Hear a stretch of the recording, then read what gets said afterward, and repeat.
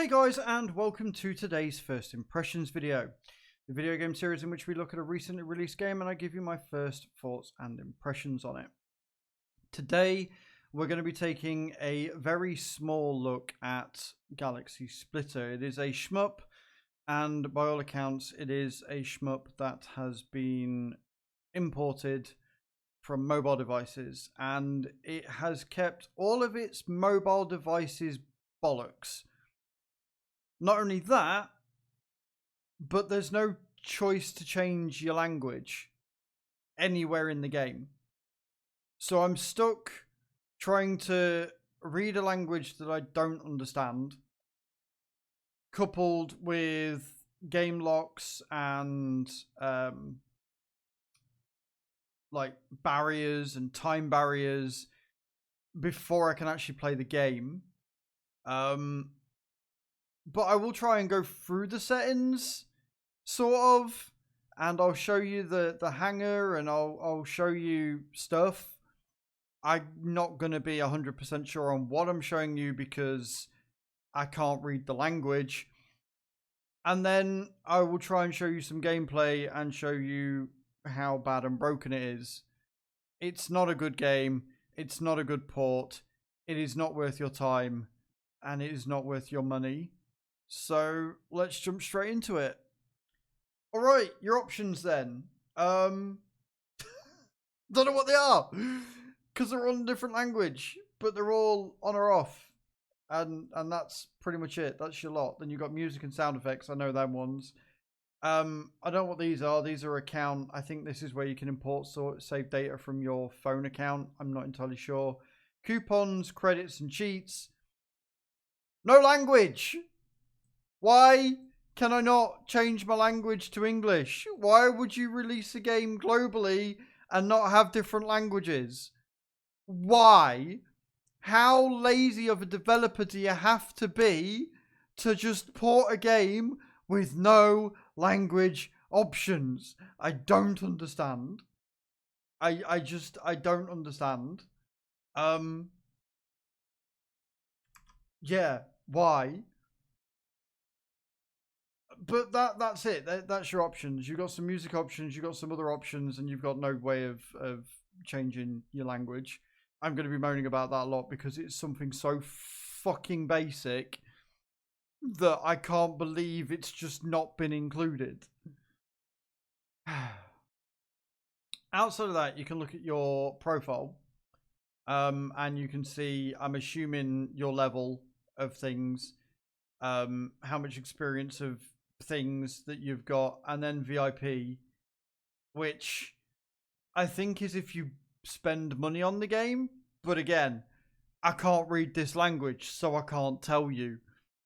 And then you've got handler, which is where you can buy, I'm assuming, boosts for your gems, which you get in game.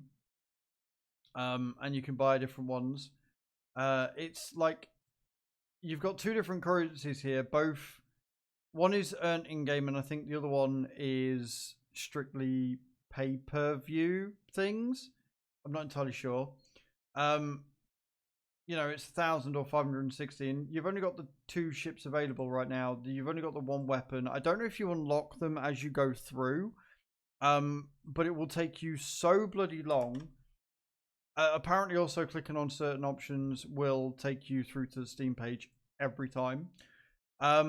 I'm not sure how many people are going to actually get that far in the game, because the second you die, you've got to repair your ship and then wait for your ship to be repaired.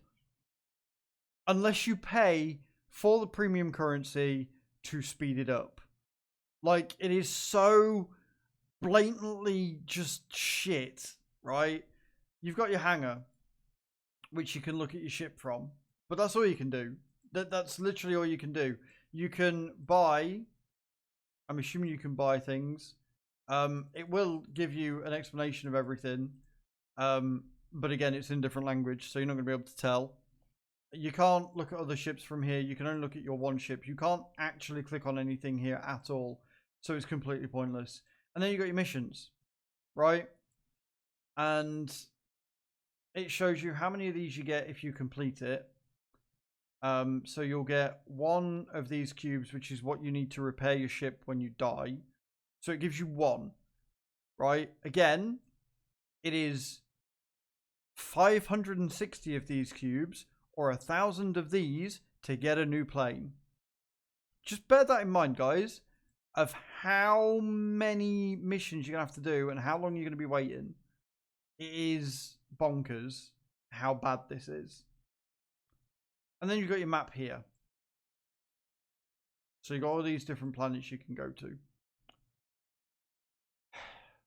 Let's jump in and show you the gameplay, because that's just as broken as everything else. Alright, we're in a game. Normally I would say use your controller, but your controller doesn't really work. You've got like bonuses and stuff that you get that you need to use your keyboard for. And you're constantly firing, which is really, really weird. So there's not full controller support either. So that's something to bear in mind. And then, yeah, it's your basic shmup. It's pretty damn difficult. It's not the easiest in the world. You can't do like alternate attacks or anything. And you collect these gem things to get a nice high score. You've got things coming at you. So it is fairly difficult, which means you're going to be dying a lot. It's done like that by design so that you have to spend more money. That is, this game is very much all about making you as a player spend as much money as possible with as least amount of playtime as possible, because God forbid, it is horrendous. The graphics aren't that great. The ships aren't that intuitive. The attacks aren't actually all that different. Like, it seems to be the same sort of, you know, round attack versus like single straight down attack.